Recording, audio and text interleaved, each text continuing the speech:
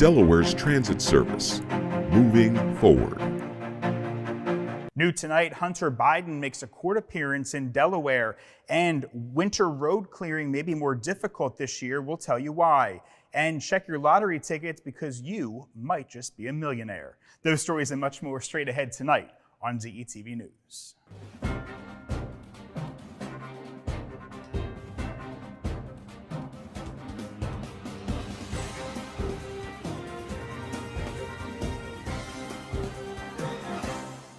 Hello and welcome to DETV News. I'm Matt Ford. Thanks for joining us tonight. Making headlines today. As expected, Hunter Biden, son of President Joe Biden, pled not guilty to federal gun charges in a Wilmington court appearance this morning. The J. Caleb Boggs Federal Building on King Street was ringed with reporters from around the world as Hunter Biden entered the building just before 10 a.m. Through his attorney, Hunter Biden pled not guilty to 3 federal firearm felonies. He was indicted last month after years of investigation by federal prosecutors. Hunter Biden is charged with lying on a federal form where he purchased a gun in Newcastle in 2018. Prosecutors claim that he broke the law when he denied he was addicted to any narcotics.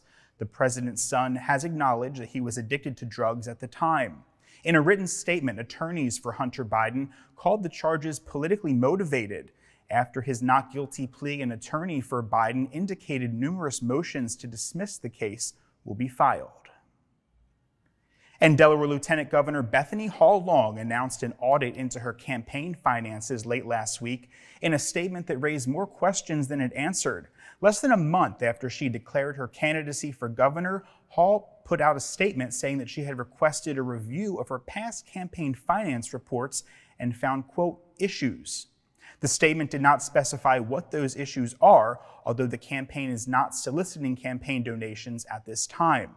Governor John Carney, who endorsed Hall Long the day after she announced, released a statement hoping for a quick resolution, saying, "I'm hopeful she is able to quickly resolve the concerns her campaign has identified."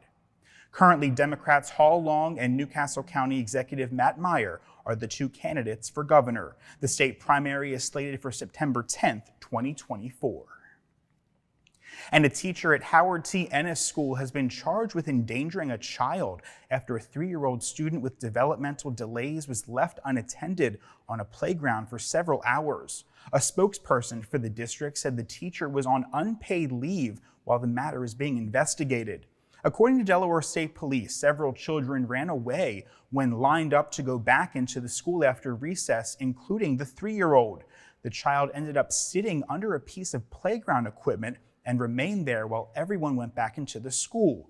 The student was not found until the mother called to say that her child had not returned home on the bus. The teacher was arrested last week on a misdemeanor count of endangering the welfare of a child and was released on her own recognizance, according to police. And speaking of police, state police say that they've been investigating golf cart thefts throughout Sussex County. In a social media post, police advised neighbors to secure their golf carts and storage buildings to deter potential thieves. Residents are asked to report suspicious activity, and police say the assistance in the investigation is appreciated. Those with information can provide it to police anonymously by calling 302-752-3798 or by sending the Delaware State Police a private Facebook message. Delaware State University has signed a 5-year partnership with a nonprofit that helps college students entering the world of work find success despite having major obstacles in their way. Braven helps students from humble backgrounds learn professional skills that can lead to higher paying jobs. Del State is the first public historically Black college or university to partner with Braven, which was founded in 2013 with the goal to empower first-generation college students, students from low-income backgrounds, and students of color. The partnership with Braven is expected to serve up to 2,500 students over the next 5 years.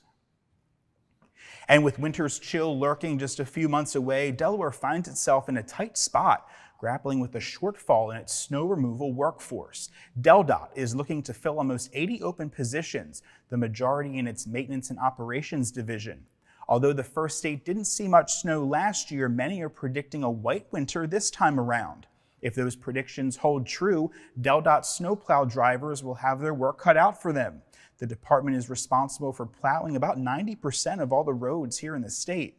The shortage reportedly stems from a wave of retirements, but also the challenge of private businesses offering significantly more money. DelDOT said the state has been working to increase pay through sign-on and retention bonuses. DelDOT also has a paid volunteer snow program where part-time employees are hired to be on call during the winter. You can get more information on that on the state's employment website. Heads up, your electronic devices may alarm you on Wednesday afternoon, but there's a good reason for it. A nationwide test of the Federal Emergency Alert System will be broadcast at approximately 2:20 p.m. to cell phones, televisions, and radios across the United States. As the wireless emergency alert test is sent out to phones, the emergency alert system test will be sent to televisions and radios. FEMA says no personal data is collected from anyone's devices in the process. Cell towers will broadcast the emergency alert test for about 30 minutes, but each phone should only receive it once.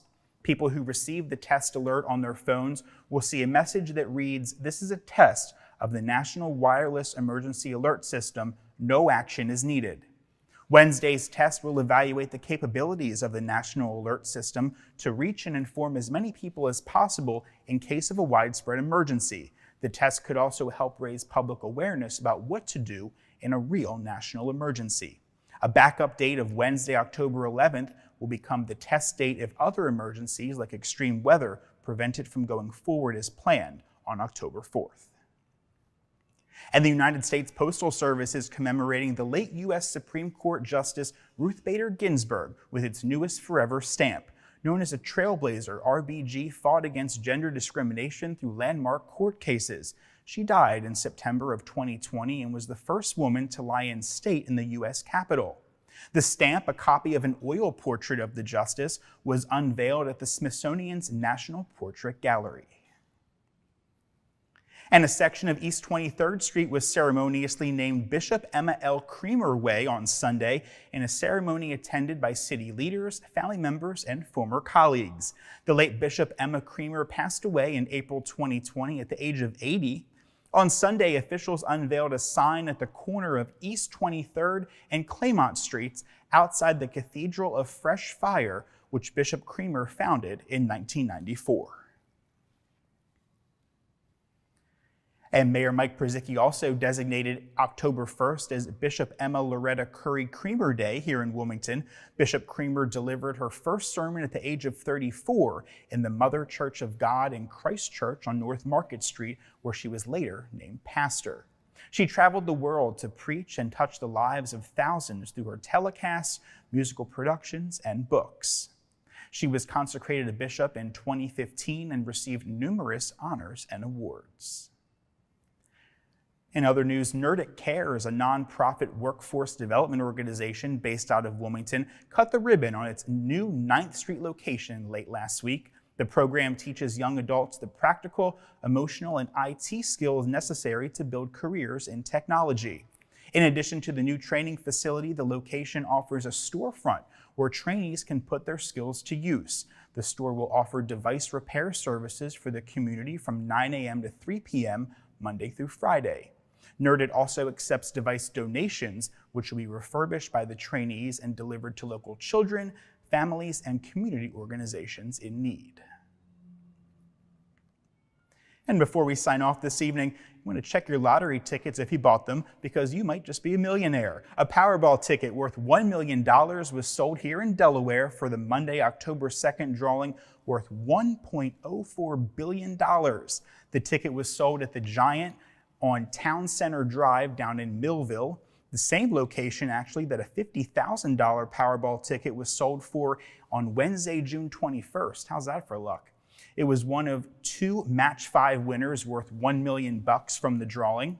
The other was sold in Michigan. There was a Match 5 Plus Power Play winner in New York and another from South Carolina worth $2 million.